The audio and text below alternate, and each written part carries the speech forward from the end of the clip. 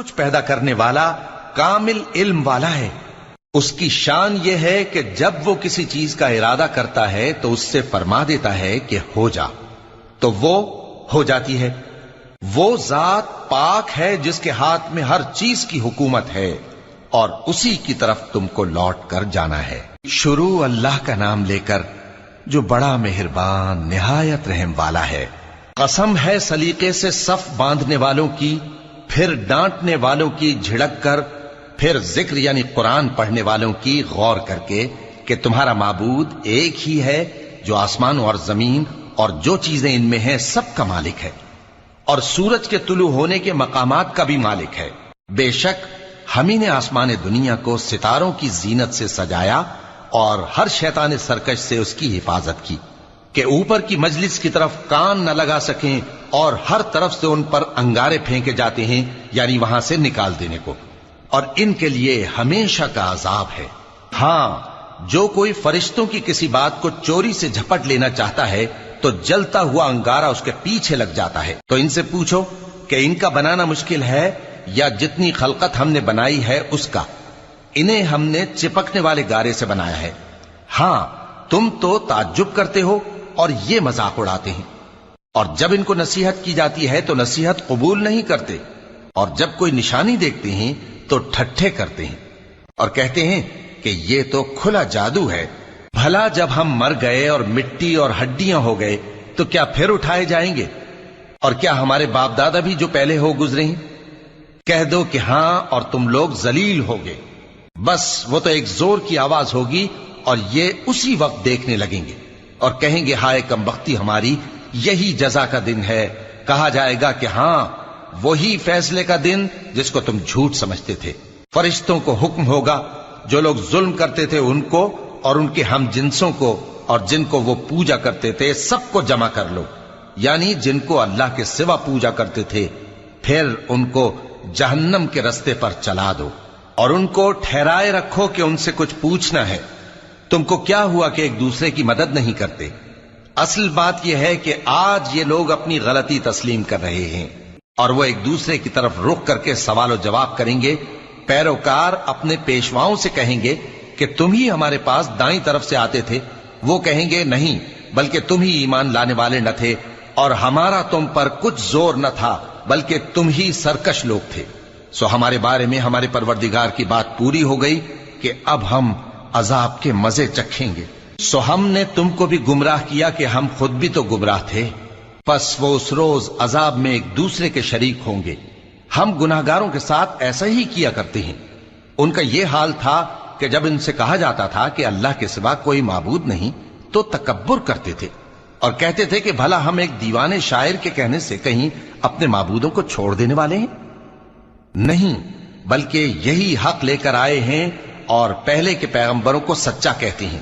بے شک تم تکلیف دینے والے عذاب کا مزہ چکھنے والے ہو، اور تم کو بدلہ ویسا ہی ملے گا جیسے تم کام کرتے تھے۔ مگر جو اللہ کے چنے ہوئے بندے ہیں یہی لوگ ہیں جن کے لیے روزی مقرر ہے، یعنی میوے، اور ان کا اعزاز و اکرام کیا جائے گا۔ نعمت کے باغوں میں ایک دوسرے کے سامنے تختوں پر بیٹھے ہوں گے، شراب لطیف کے جام کا ان میں دور چل رہا ہوگا جو رنگ کی سفید اور پینے والوں کے لیے سراسر لذت ہوگی، نہ اس سے درد سر ہو اور نہ وہ اس سے بہکیں۔ اور ان کے پاس حوریں ہوں گی جو نگاہیں نیچی رکھتی ہوں گی اور آنکھیں بڑی بڑی، گویا وہ گرد و غبار سے محفوظ انڈے ہوں۔ پھر وہ ایک دوسرے کی طرف رخ کر کے سوال و جواب کریں گے۔ ایک کہنے والا ان میں سے کہے گا کہ میرا ایک ساتھی تھا جو کہتا تھا کہ بھلا تم بھی ایسی باتوں کی تصدیق کرنے والوں میں ہو؟ بھلا جب ہم مر گئے اور مٹی اور ہڈیاں ہو گئے تو کیا ہم کو بدلہ ملے گا؟ اللہ کہے گا کہ بھلا تم اسے جھانک کر دیکھنا چاہتے ہو؟ پھر وہ جھانکے گا تو اس کو بیچ دوزخ میں دیکھے گا، کہے گا کہ اللہ کی قسم تو مجھے بھی ہلاک کرنے لگا تھا، اور اگر میرے پروردگار کی مہربانی نہ ہوتی تو میں بھی ان میں ہوتا جو عذاب میں حاضر کیے گئے ہیں۔ تو کیا واقعی اب ہم مرنے والے نہیں؟ ہاں، جو پہلی بار مرنا تھا سو مر چکے، اور ہمیں عذاب بھی نہیں ہونے کا۔ بے شک یہی تو بڑی کامیابی ہے۔ ایسی ہی نعمتوں کے لیے عمل کرنے والوں کو عمل کرنے چاہیے۔ بھلا یہ مہمانی اچھی ہے یا تھوہر کا درخت؟ ہم نے اس کو ظالموں کے لیے بلا بنایا ہوا ہے۔ وہ ایک درخت ہے کہ جہنم کی تہ میں اگے گا، اس کے خوشے ایسے ہوں گے جیسے شیطانوں کے سر، سو وہ اسی میں سے کھائیں گے اور اسی سے پیٹ بھریں گے۔ پھر اس کھانے کے ساتھ ان کو کھولتا ہوا پانی ملا کر دیا جائے گا، پھر ان کو دوزخ کی طرف لوٹایا جائے گا۔ انہوں نے اپنے باپ دادا کو گمراہی پایا تھا، سو وہ انہی کے پیچھے دوڑے چلے جاتے تھے، اور ان سے پیشتر بہت سے پہلے لوگ بھی گمراہ ہو گئے تھے، اور ہم نے ان میں خبردار کرنے والے بھیجے، سو دیکھ لو جن کو خبردار کیا گیا تھا ان کا انجام کیسا ہوا۔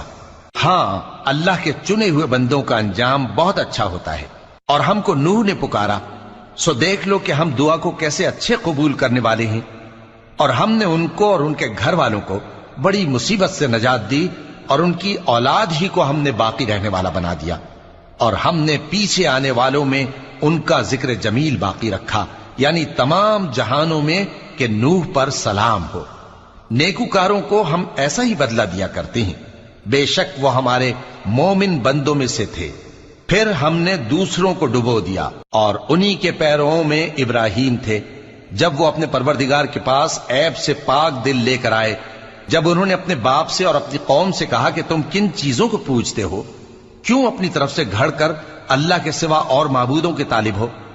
بھلا پروردگار عالم کے بارے میں تمہارا کیا خیال ہے؟ تب انہوں نے ستاروں کی طرف ایک نظر کی، پھر کہا میری تو طبیعت ٹھیک نہیں ہے۔ تب وہ لوگ ان سے پیٹ پھیر کر چلے گئے۔ پھر ابراہیم ان کے معبودوں کی طرف متوجہ ہوئے اور کہنے لگے کہ تم کھاتے کیوں نہیں؟ تمہیں کیا ہوا ہے؟ تم بولتے نہیں؟ پھر ان کو داہنے ہاتھ سے مارنا اور توڑنا شروع کیا۔ پھر وہ لوگ ان کے پاس دوڑے ہوئے آئے۔ ابراہیم نے کہا کہ تم ایسی چیزوں کو کیوں پوجتے ہو جن کو خود تراشتے ہو، حالانکہ تم کو اور جو تم بناتے ہو اس کو اللہ ہی نے پیدا کیا ہے۔ وہ کہنے لگے کہ اس کے لیے ایک عمارت بناؤ، پھر اس کو آگ کے ڈھیر میں ڈال دو۔ غرض انہوں نے ان کے ساتھ ایک چال چلنی چاہی، اور ہم نے انہی کو زیر کر دیا۔ اور ابراہیم بولے کہ میں اپنے پروردگار کی طرف جانے والا ہوں، وہ مجھے رستہ دکھائے گا۔ اے پروردگار، مجھے اولاد عطا فرما جو سعادت مندوں میں سے ہو۔ تو ہم نے ان کو ایک بردبار لڑکے کی خوشخبری دی۔ جب وہ ان کے ساتھ دوڑ دھوپ کی عمر کو پہنچا تو ابراہیم نے کہا کہ بیٹا، میں خواب میں دیکھتا ہوں کہ گویا تم کو ذبح کر رہا ہوں، تو تم سوچ لو کہ تمہارا کیا ارادہ ہے۔ انہوں نے کہا کہ ابا جان، جو آپ کو حکم ہوا ہے وہی کیجئے، اللہ نے چاہا تو آپ مجھے صابروں میں پائیے گا۔ اس طرح جب دونوں نے حکم مان لیا اور باپ نے بیٹے کو ماتھے کے بل لٹا دیا، تو ہم نے ان کو پکارا کہ اے ابراہیم، تم نے خواب کو سچا کر دکھایا، ہم نیکوکاروں کو ایسا ہی بدلہ دیا کرتے ہیں، بلا شبہ یہ کھلی آزمائش تھی۔ اور ہم نے قربانی کی ایک بڑے جانور سے ان کا یعنی اسماعیل کا فدیہ دیا، اور پیچھے آنے والوں میں ہم نے ابراہیم کا ذکر خیر باقی رکھا کہ ابراہیم پر سلام ہو، نیکوکاروں کو ہم ایسا ہی بدلہ دیا کرتے ہیں۔